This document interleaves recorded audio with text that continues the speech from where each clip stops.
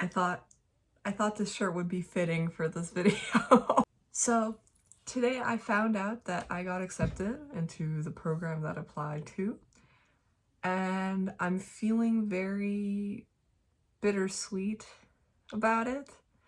So I just wanted to come on here and talk about my process, my academic history, how I came to be in this position to start school at 26 years old. I'm very lucky to live in Canada, where the academic field is incredibly accessible monetarily wise. If you want to go to school within your own province, it tends to be vastly more inexpensive than the US. So I'm saying this as somebody who loves learning, and I love school, even though I'm pretty sure I have ADHD, so it's hard for me to focus in school, but I've always loved school. I love learning. I love learning new things. I love putting myself into situations where I could learn something new, because that's how you get to the truth of who you are and what you should do and who you should be. So I kind of just throw myself around places hoping that something would stick, and that's exactly what I've been doing, and it's been working out for me. So I have an undergrad in communications, and you might be wondering, Alex, that's useless. And to you, I say, yeah, probably. Yeah, it's probably useless, probably a bad idea. So during my time at university doing my undergrad in communications, half of it was during COVID. So I didn't have much of a university experience. I ended up just sitting at my computer all day, just listening to a screen. I feel like I lost on that experience, on that university experience that I should have had by being at home during COVID, but it wasn't, I mean, obviously it wasn't anybody's fault, but it just sucks that it had to be like that, you know? And I graduated, I got my degree, and I went into the field of film, and I got a job as a production assistant at a VFX company, and immediately, like, I knew it wasn't for me. Just sitting at a computer all day, literally for 9 hours a day, just staring at a computer screen was insufferable, truly. I mean, I would just be stuck in my room all day.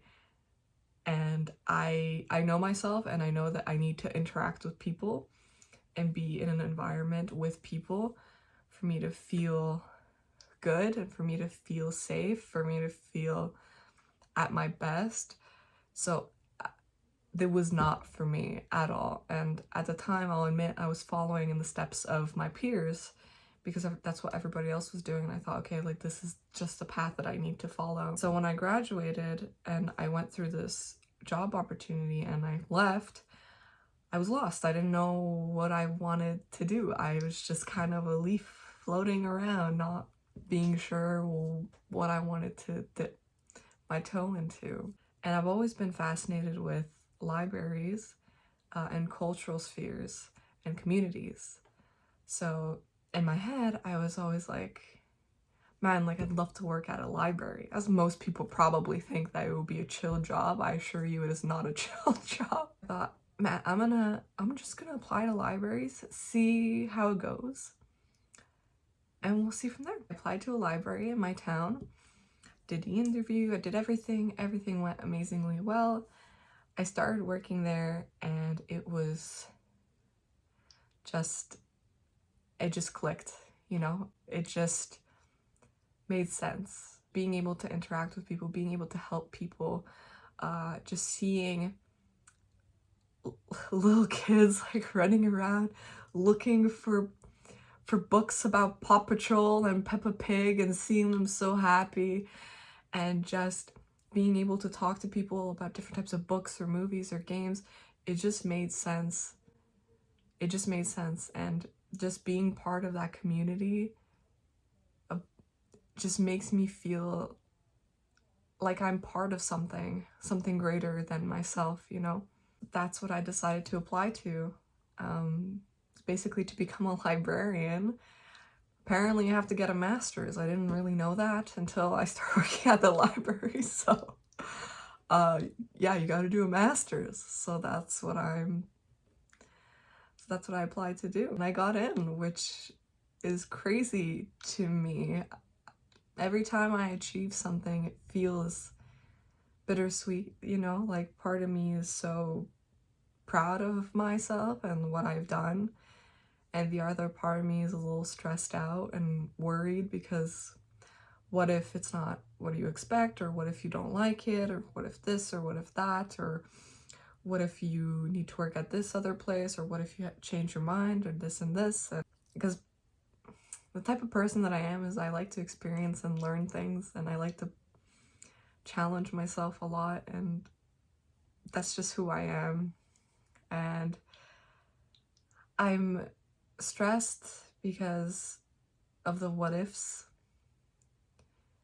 You know, I mean, I'm 25 now, but when I start, I'll be 26. My supervisor at my job, she got her degree at 48, which I found so inspiring. I mean, it's just so nice to be in an environment that just makes sense. It's hard because it's like it's hard to commit, you know, to one thing. And just like I was talking about in my avoidant video, it's hard for me to stay in one place forever. I like to diversify. I like to learn new things. I like to be in different environments. I like to jump from bubble to different places and learn new things. That's just the type of person that I am. And I'm just trying not to tell myself that this is like okay, you have to do this and like that's it for the rest of your life. It's just a path that makes sense for me right now. And if I like it, great. If I don't, I can do something else, and there's no stress about that. And I'm grateful that I'm able to be educated and to have an environment that cherishes my education and cherishes me being there. So going back to school is just, it's gonna be hard, honestly, because it's been 4 years since I've been to school, so it's gonna be a little interesting, a little interesting. Part of me is worried, not only because of like that feeling like a little constrained, I guess. That's why I like communications, is because it was such a vast thing that you could basically add communications to anything. It's really not like, and it's not just film, but like the act of like being able to read and dissect media and being able to communicate in general to other people, I think is a really valid skill and a really important skill to have. I think it'll help me as well going forward. But being able to do this master's in information studies is going to be really challenging because it's a very specific field, and I really hope that it'll make sense. It'll all make sense. I hope I can make a difference in someone's life in a very small way. And part of me is also bittersweet because it's hard to look at my accomplishments and be proud of myself. It never feels like what I do is enough. So even though like I'm proud of myself and I'm doing something that's very difficult that not a lot of people can do, I've worked really hard to get to this place, and I work really hard to figure out who I am and what I want to do and to follow my joy. And still, there's still that little part of me, you know, that's worried. And I think that's normal, you know, but at the same time, I found out this news and everybody at work celebrated with me, and I went to go get a celebratory bubble tea, and whenever something good happens to me, I like to sit alone with it, and it's always bittersweet. It's always, I'm happy, but also sad at the same time. It's very odd. It's very, very odd. I don't,